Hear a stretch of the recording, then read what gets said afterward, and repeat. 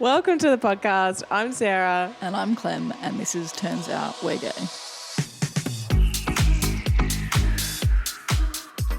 We're back with part 2 of the mental health episode that we started earlier in the season.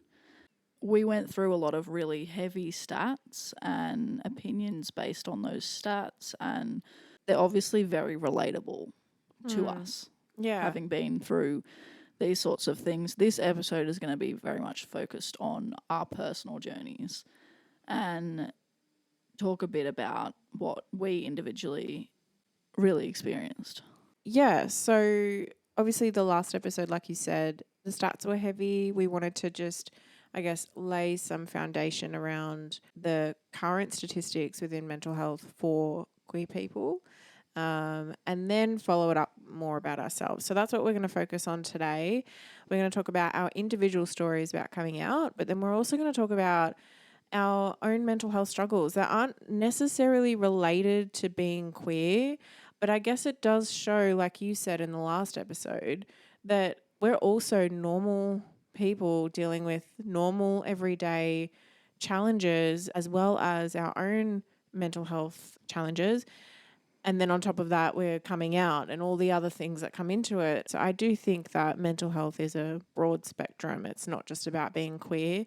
And I think it could be really useful. So that's what we're going to talk about today. And I think we're just going to jump straight into it. This is obviously a part 2. So, you know, going back to last episode, if you haven't listened to that, I'd 100% recommend you go listen to that first. Before we start, as always, trigger warning. We are going to be talking about mental health, anxiety, PTSD. There may be talks about mental distress. Don't know if we'll go into suicide, but we might. And yeah, so just be mindful of that. If any of that triggers you, or if you don't want to listen to it, I'd recommend moving on to the next episode.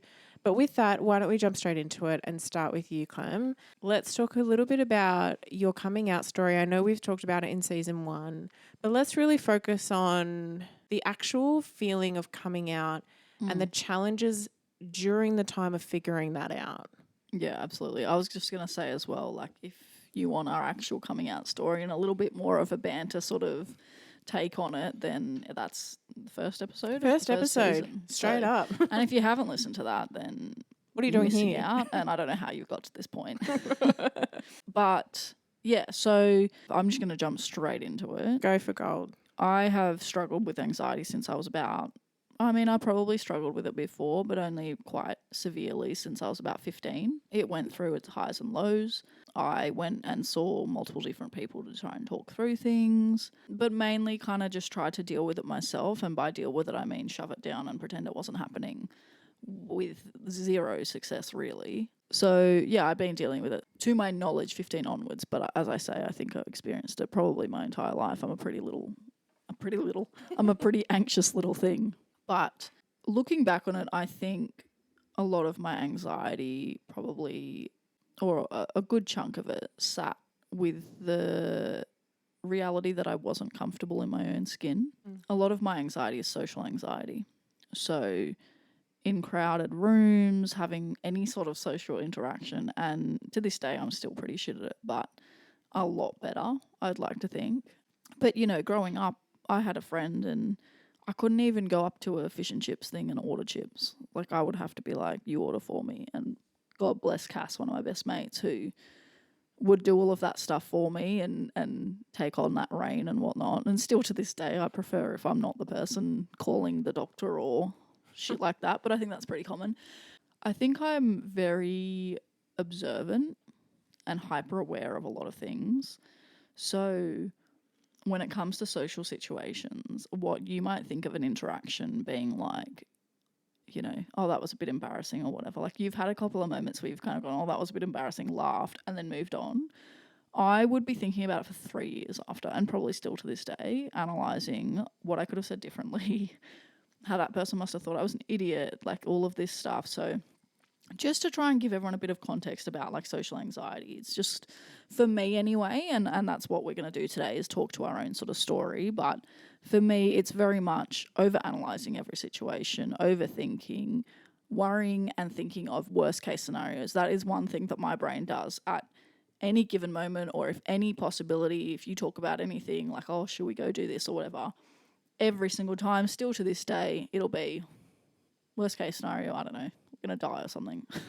Even this episode, Jesus fucking pieces. I can't even fucking string 3 words together. You're doing a really good job, babe. You're doing a really good job.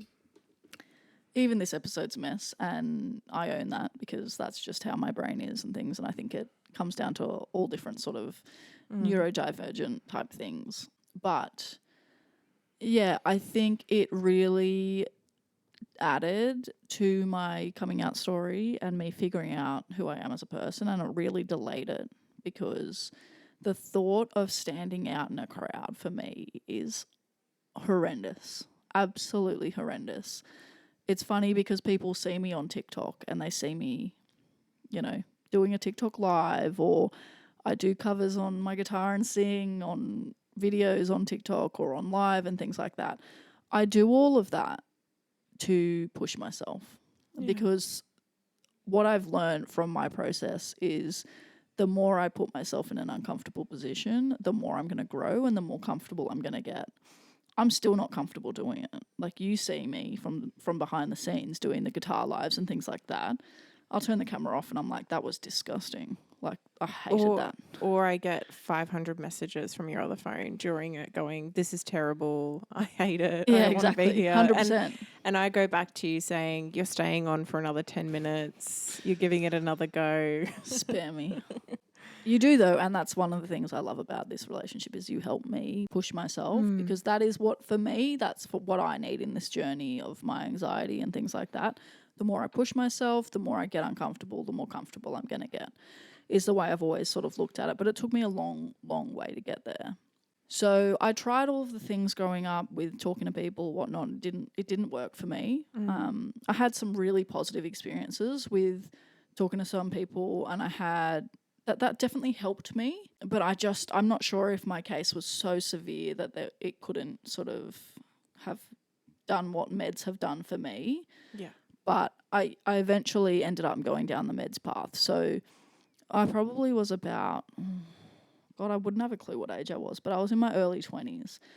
And I was just sort of getting into the whole corporate world. And for anyone that has social anxiety, and I don't know if it's just me, but things like pitching into a room of executives or selling a concept to someone in marketing and things like that, terrifying, absolutely terrifying. And I would be curled around a toilet before and after, covered in sweat head to toe.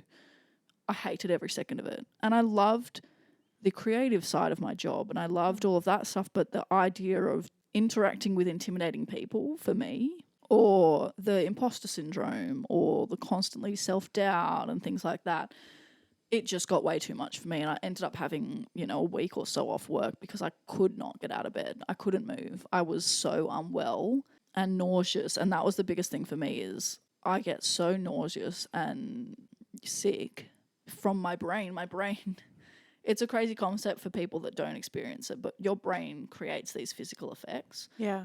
And think about having like a stomach bug. That's pretty much how you feel, but your brain is creating it.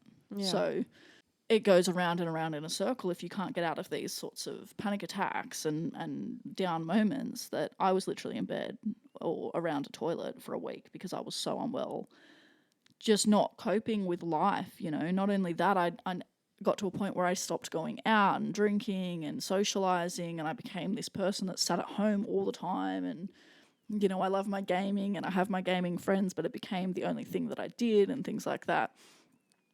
Not because it's what I wanted to do, but it's because that's all I was capable of doing at the time. Anyway, I ended up going to one of my doctors, and I think I literally walked in and I just burst into tears. Like, I just sat there and cried. And she was just bless her heart, she was lovely and gave me some tissues and sort of said, just, take your time, breathe. And this doctor's actually notorious for running late. And I now know why, because she's a sweetheart and she takes her time, but also, can doctors please stay on time? Just kick me out. But yeah, so I walked in and I broke down and I just sort of said, I cannot function. Like, I can't breathe. I can't eat. I couldn't eat out with friends or with, I was dating my ex-partner at the time. and he would have a meal and I would sit there not eating. I would have nothing. I would just sit there watching him eat because I could not stomach a meal on a date or something like that. So I ended up, just breaking down to her and just saying, I can't do this anymore. And that was probably, I've only had, I guess, suicidal thoughts a few times in life, and that was one of them, where I thought, if this is life, I don't want to live it. Yeah. Because, like I said, I wasn't living. I wasn't going outside. I wasn't seeing people. I couldn't do a job. Like, I was more than capable of doing. I just couldn't handle it. Yeah. Mentally. And so anyway, I broke down to her and she sort of said, we can get you talking to people and we can do this. And she came up with the whole mental health plan. But I think this is a doctor that I'd seen over the years and stuff like that. And as much as I hadn't come out and said, anxious and this and that, whatever, she'd sort of known me and known my personality and my worrying. And, even if I'd go in with a, spot, I'd be like, it's cancer. I'm dead. Like, what's going to happen? Let's go and get a biopsy. And she's like, you need to chill. Because it's the way my brain just goes to the worst case scenario. So she kind of knew all of that already. But I think the way I reacted and broke down to her and said, I have literally had a week off work because I cannot get out of bed and stuff. She just knew, okay, this isn't just the start of something. This is something that she's been going through. And I went through that with her. I said, I've been feeling sick since I was 15. I haven't been able to cope with things since I was 15. So she was quite okay with putting me on meds almost straight away, as well as a health plan to talk to a professional. So I went on meds, and one thing, and I spoke to a friend recently because I'm quite open about being on meds now. I'm on antidepressants or anti-anxiety or whatever they are, but I'm quite open about it. So people come to me and talk to me about it a little bit in my circle and in life. And I always say this to people because I think it's something to expect if you do go down that road, that I felt absolutely horrendous for the first 2 weeks. So basically these meds change your brain chemicals, and I could get all of this wrong, but this is what I have always understood, and it might help someone else even if it is wrong. But it changes your brain chemicals. So for the first couple of weeks when you're adjusting, I felt disgusting, like worse than I felt the week before that I hadn't been at work. And so many moments I thought, I'm going to have to stop. I'm going to have to stop taking them. This isn't going to do anything for me. But my mum, bless her heart, my mum researches things till the end of time. If you have an issue, Karen is my mum's name, Kazza. Everyone knows her. Everyone loves her. She will be the mum to anyone that walks in the door. Like, she will do anything for anyone. She's the kindest soul in the entire world. And when I said, I think I'm going to go on meds, and she obviously saw me going through it all, and she saw me throughout the whole process and whatnot. And she came with me to 95% of those times that I talked to someone, and they'd do breathing techniques at the end, and she'd be doing them with me and things like that. Like, you couldn't have got a more supportive human being in the world. And when I said I'm going to go on meds, she goes, okay, with your brain the way it is, and I think she probably knows because she's a little bit the same, but with your brain the way it is, do not Google anything about the meds and stuff. I'm going to do it all. So I ended up, going on the meds, doing whatever, trying to distract myself. And Mum comes back to me and she's like, okay, you can't have pineapple. You can't have Nurofen. You can't, went through a list of all these things. Like, these are the things you cannot do. You might feel sick for a couple of weeks. And she said, but I've read so many things where once they get through that, it has changed their life. And she said so many random things, like, she's like, you might get fat because you'll be so happy that you can eat again and things like that. Oh, bless. I love Kaz. She covered everything from head to toe, and I was so blessed to have her in my life because I don't know where I would be otherwise, or if I would even be here, to be honest. And she wouldn't have even known to the degree of what I was feeling. She wouldn't have known that I was even considering anything, down those really dark routes. But she did what she could, and it was everything and more that I needed, and she helped me through that. But basically, these are the things that I pass on to people when they come to me and they say I might go on meds. You're probably going to feel pretty shitty whilst your brain's adjusting. And I did. I felt horrible. But it was the best thing I've ever done. I had to go through all of this. Obviously, this isn't related to coming out or being queer or anything, but it's a massive part of my mental health journey.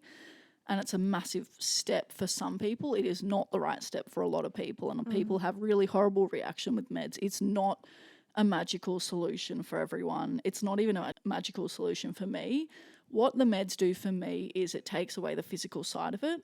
So I still, as you know, am a very anxious human being. I still have worst case scenarios 24/7 in my mind. And not only, I don't think it's all anxiety based. I think there's plenty of other things in my brain that could contribute to these things. But the meds take away the nausea and the physical effects it had on my body. And for me, that just enabled me to have such a better quality of life. And I will probably never go off them. Maybe, who knows, down the track, but I have no intentions of doing it anytime soon.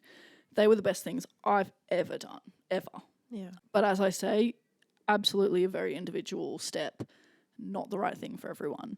But why I do talk about that is it was a massive step in that, because after that, I was able to actually live. And I was able to experience things more. I was able to start going back out.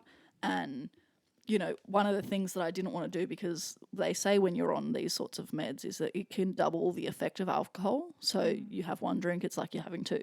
So I didn't drink for about 5 years or 3 years or something like that. There was a big stint, because not only would it affect the meds, and I was worried about it getting absolutely sloshed off my face, and I also was pushing myself in other things, like I was playing footy and, you know, meeting new people and stuff like that. So for me, also not drinking was a great thing, because it forced me to go out to like the odd little rugby function sober, because alcohol was definitely something that I relied on when I did go out before this. I would binge drink like no tomorrow, because it was the only way I could consider having interactions with humans. Like the idea of talking to someone or flirting or whatever, absolutely couldn't fathom it without 10 drinks. And the drink was a guava cruiser back in the day. It's definitely not that now. Oh my gosh.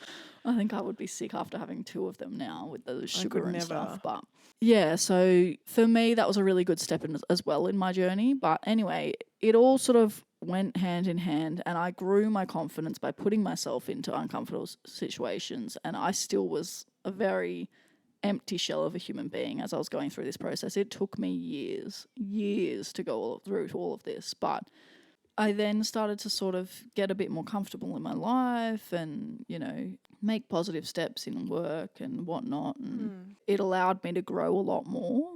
And then it got to the point where, you know, as you listen to the first episode, you'll hear the whole situation of that I was with a man. We were together for 9 years and we got engaged. As I said in one of the previous episode about mental health, that it's a societal expectation to find a man, get married, have kids, whatnot. So in my mind, I didn't like any of the guys I'd been with before in terms of dating and stuff. I didn't really care for them. I kind of just like, they'd say they like me. I'd be like, yeah, whatever, cool. My ex, I felt a lot of love for them, and we had a beautiful connection. There was chemistry and all of that, and I'm never going to take away from that. I thought he was an absolutely gorgeous human being. I was definitely attracted to him. We had a lovely relationship a lot of the time.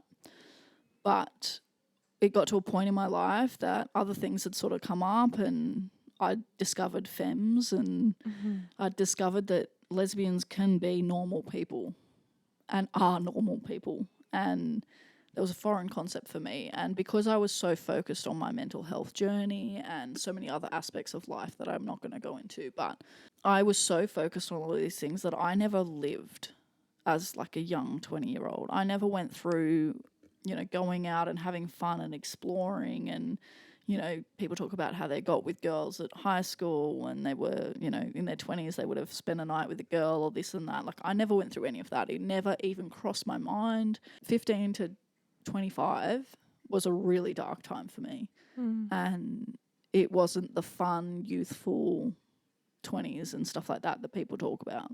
So I missed a lot of that stuff, and I missed a lot of self-discovery that I think people go through in that. So I think the engagement was one of the moments that kind of made me go, okay, this is serious. We're getting married. The next thing's going to be babies, blah, blah, blah, blah. My mind had started to, with my anxiety and stuff, I went down worst case scenarios. And is this what I want to be doing? Is this the person I want to be with? Blah, blah, blah, blah, blah. Is this who I am? And it turns out it wasn't. You know, skip to the good part of finding out there's femmes and being attracted to all sorts of beautiful, beautiful women, and ended up having to go through that journey. So it was interesting for me because I had kind of come through my mental health journey and then had to take a massive step back in it because I went back into that really dark place of feeling really depressed and really alone and not confident about my decisions and my feelings and things like that. So with someone with a social anxiety, if you think about the fact that they overanalyze everything, they overthink everything, their worst case scenarios, think about coming out and the things you've heard, all the possibilities and the reactions to expect and whatnot. I was a mess. I was such a mess. I couldn't tell you how many nights I spent in tears. Like, thank God for my meds because it's the thing that works for me and it's not what works for everyone. But thank God for my meds because if I hadn't been on my meds, I can almost certainly say that I wouldn't be here. Yeah. Either A, I wouldn't have figured out who I was and I would live a really miserable life personally, not, with who I was with or anything like that, but I either wouldn't have figured out who I really was or I wouldn't be here. Yeah. Because the ability the meds had to stop the physical effects of my anxiety were the only thing that let me get through that because I was so depressed and anxious about the whole situation. Telling my partner at the time, telling my family, I have a very supportive family. I have very supportive, progressive friends and things like that. I knew deep down that they weren't going to react badly, but at the same time, my mind is the type of mind that goes, they're going to disown you. Yeah. That's it, And there were definitely times where the conversations didn't go smoothly like I thought, and I had to sort of adjust to that and all of that sort of stuff. So that was a really dark time for me. And then going through the process of thinking, okay, actually, I don't think I'm bisexual. I think I'm lesbian, and I don't think I can be with him. Going through that, going through the breakup, disappointing his family, disappointing my family to an extent when it comes to the relationship ending. Not necessarily life choices or anything like that, but, that person had become part of the family and things like that. And I had so much weight on my shoulders. And it was so hard. It was so hard. Yeah. But it got to a point that I ended up making a decision and I gave the ring back to him. And I said, it can't go on any further. Obviously, I was shattered for him. I was shattered for the family and whatnot. But I have never felt so much relief. It's like I had 27 years of weight on my shoulders lifted. And I could breathe again and I could see the potential of finding my true self. And so then I had to go on that journey. And obviously the whole coming out thing is its own ball game of, telling people and the anxiety of how people react. And not only that, when someone doesn't react how you think, then trying to navigate that. Everyone loved my partner at the time. And so that had added another whole dynamic to coming out. It wasn't just coming out, it was losing a family member to a degree. So yeah, trying to navigate when people react and when they don't react, how you expect them to react and things like that. There's so many elements of someone's coming out story that are triggers for anxiety, basically, that create all of these scenarios in your brain and whatnot, and then also dealing with the actual reactions and how that makes you feel as a person and things like that. So there was that whole process and I went through all of that and had plenty of highs and lows through that. But my main sort of mental health journey was definitely before coming out and throughout coming out. For me, coming out and being authentically me has been one of the best things for my mental health. I still struggle with anxiety. I still have plenty of down days and depressive moments and things like that. But as a whole, I think not only being my true self, but getting through such a huge life hurdle and getting through such a horrible, dark time gives you a lot of strength to then tackle things further on. And it's kind of the same thing as what I say, the more uncomfortable you get, the more comfortable you're going to get, kind of thing. Having gone through such a dark time, it almost makes the future times not so dark, or it's a good comparison to use going forward. So yeah, I have plenty of moments, but for me, finding my identity was the best thing I've ever done for my mental health, aside from meds. Yeah. For me, I've only known you as who you are now. And so hearing your story from a time where I didn't know you, it's so interesting because I think people have this perception of you as being this really outgoing person. And you are. For the most part, I think you don't give yourself enough credit. But you actually are very outgoing. But I think that's actually tools that you've taught yourself to do along the way. And even in the time that I've known you, you've only been out for how long now? I don't know, a couple of years. A couple of years. But I've seen you grow into Clem every single day. And it's important for me to support you in how you want to dress and how you want to be and what you want to do in life. And I think it's so inspiring to see you overcome these challenges that you have had in the past, because now I see how you handle them and I love it. You know, you might have an anxious day and I don't think anyone would know. I know because I know you so well, but I don't think many people would pick up on it because you just have learnt all these ways to navigate and have these tools in your back pocket to be able to handle social situations or worst case scenarios or having a conversation with a stranger. And I think that's just been from firstly being yourself and being comfortable in yourself and then just growing into the person that you are today. And I love that. And I just hope that you continue to be Clem, you know. You actually told me a story that I wanted to talk on, some tools that you've had told to you from an ex-girlfriend, and I thought they might be helpful with how you deal with more social anxiety. Yeah, absolutely. So I think like you're right that I've grown so much since then, not only as a person, but with my anxiety and all of that. And I am cheeky Clem, as people like to call it. Like, that's me to a T. And I definitely am confident and outgoing and things like that. I have insecurities and I have my anxious moments, but I've gone through a lot to get to where I am, and this is who I'm meant to be. And as you said, everyone constantly evolves. So that's still going to evolve within itself. But I'm definitely right now super confident in who I am. And it sounds crazy because I think back on it and I almost joke like once I sort of started dating women and stuff, I just sort of became confident because I was like, this is what I'm meant to do. Yeah. After my first night with a woman, I was like, I'm born to do this. Of course. And did. it sounds ridiculous and probably arrogant and whatever, but everything just felt so right, which isn't what a lot of people have. But I learned so much throughout that process within myself and from other experiences. And because I allowed myself to live my life, I actually started experiencing more people, and not even just in a dating sense, but I opened my eyes to different people of different walks of life and making new connections and new friends, which is something I'd never be able to do. But there's definitely ways that became easier. And like you said, I learned from people along the way as well. And one of my ex-girlfriends who had a lot of opinions on a lot of things, but one thing she said to me, which always stuck with me, is talk to everyone like you're flirting with them.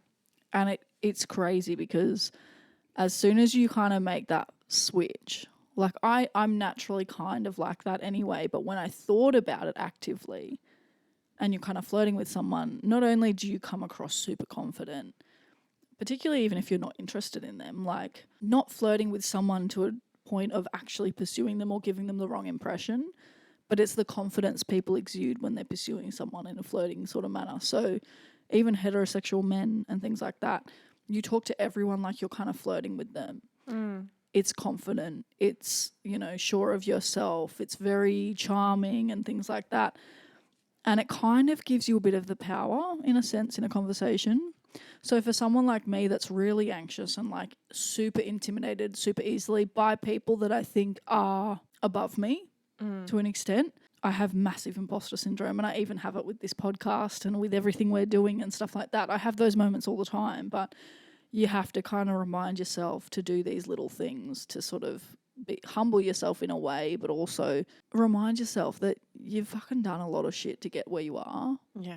And you deserve to be where you are in life, in friendships, in relationships, in work, like not just one thing, but in everything. So for me, it's all about, my advice to other people is not only flirt with everyone to a point, but constantly remind yourself of where you've come from and what you've been through. And I always like to look back on my growth of, you know, back when I was 20, no one would have ever heard me play guitar. And now I have, you know, a few videos with, you know, 10,000 views or something on TikTok, which isn't a big number for other people, but for me, it's massive. Yeah. And the fact that I'm able to put myself out there like that is massive, and it's massive growth from where I came from in my journey. And that would be my biggest thing, is own it. Own yourself and understand that you don't have to be like anyone else. And you can get through your journey whatever way works for you. So, yeah, my biggest thing is reflect on where you've come from and celebrate the little wins. Yeah. I don't think any of that made sense, but No, it did. And I think also be comfortable with people not liking you through that process. absolutely. And there's plenty of them. People are going to have their opinions, and it's not your responsibility how they react to your life. Absolutely, and that is one other thing I'll say, and this isn't really about being queer or whatever, but it can kind of come into it, especially when it comes to like how you want to dress and how you want to represent yourself and things like that. At the end of the day, like if you think about something that you've seen in the world, or someone dressed a certain way in the world, I'm sure there's been people that you've seen and you thought, God, what the hell are they wearing or whatever. But right now, try and think about what that person was wearing. I can't tell you one person. I've had plenty of moments where I've walked in Newtown or whatever with some very eccentric people and things that I would never pull off myself, I'd never wear myself. But I've never once looked at someone and then it stayed in my brain. So that's the thing with this social anxiety, is you get this thing in your head that everyone is so obsessed with what you're doing. Yeah. It's not a self-centered thing, but you're just so worried about how you're looking, how you're acting, what you're doing, what you're saying. No one cares. No one cares. And when you start to realize that, you won't care. Yeah. And it is a constant battle. And for me, I will never be past anxiety and things like that and social anxiety. I will get much, much better at it. I'll never get rid of it. And if anyone believes that they can, well done to them. I don't agree. But it's something that you'll constantly deal with. But I think you can get to a really healthy position with it. Actually, I want to just say something around that, because there was a video that we stumbled across a little while ago now on TikTok, and this person was saying, you know, anxiety, depression is a mindset. And you can, if you just think positive things and if you say affirmations and if you put things out to the world, then, you know, it's a mindset. And if you do these things, then you're not going to have anxiety and you're not going to have social anxiety. I think it was around like, if you're going to go somewhere, just say you can do it instead of you can't do it, and it will fix everything. And I remember you and I watching this, and we were both like, because we've both had quite to the point of medication, therapy, you know, I would say the next level of mental health where we've needed intervention of some kind. Hearing that, I was like, has this person experienced that? Can you imagine saying to somebody like yourself who maybe wasn't medicated, well, don't have social anxiety. It's a mindset. Yeah. You can get over that if you just tell yourself that no one's watching and no one cares. And I think the thing is like, there's so many things that you can do, and that can be one of them. But mental health is so much more complicated than just tell yourself you can do it or just change your mindset. It is in some levels, it requires intervention. It requires support. It requires medication on some cases. It requires these things. And seeing you how you are now, I've seen what happens when you don't take your meds. You know, I think there was like a week there where you just totally forgot about it. And I was like, babe, what's going on here? Like, something shifted. You're super anxious about things. And it was because you hadn't taken your meds. So in that week, if I had have said, well, just change your mindset, you know, there's some times that you can't just do that. And I think the point that I'm trying to make is, firstly, if you are making those types of videos, maybe just educate yourself a little bit more. Yeah. But secondly, if you are someone who has tried to change your mindset and do all the techniques and listen to motivational speaking and stuff, and it's not working for you, it's okay to get help. It's okay to get intervention. It's okay if you need to go on medication, if that's what your doctors think is the right thing to do. That doesn't make you any less of a human than anyone else. And that's my 2 cents. It just, what you said just triggered this video in my head. And I just remember thinking, like, my gosh, sometimes it's just not that simple to change your mindset. It's just not that easy. Well, I would say, and I could be wrong and I could be ripped apart for saying this, but I'd say it's the same as your sexuality. It's not a choice. I wouldn't. Yeah. Who would ever choose to be anxious and depressive to the point of potentially leaving the world? And I'm glad you mentioned that, because there is definitely a very negative connotation on going on meds and a lot of shame that comes with it. And I've never had that.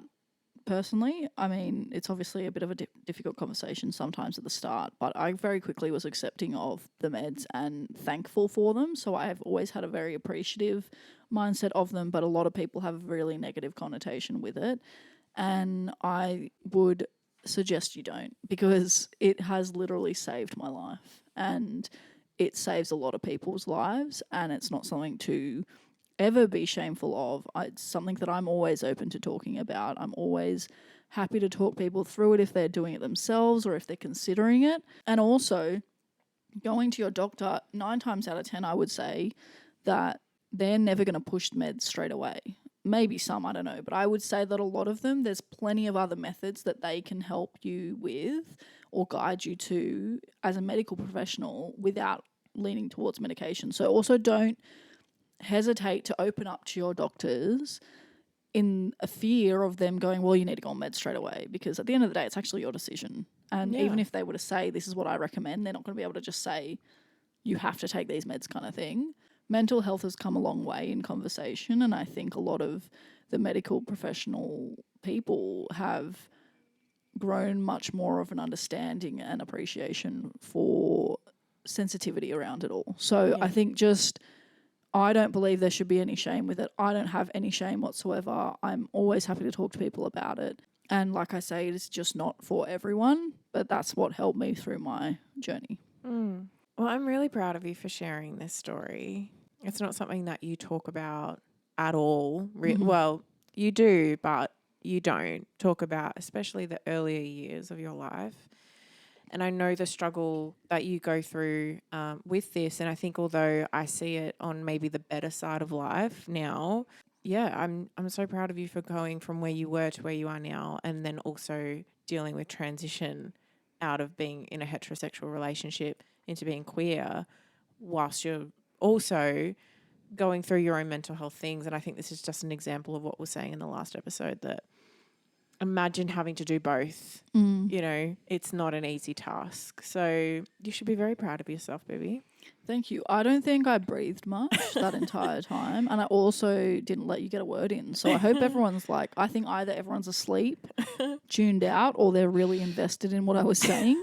So whichever one you are, good on you for making it this far. Unfortunately, I've probably scared off most of the people, and now it's your turn to share your story. Well, I am just wondering if this is going to be a 3-part. Okay, well, we've been here for a while now, so want to make sure that we're giving as much as we can. So based off that, I think we should maybe make this a 3-part series.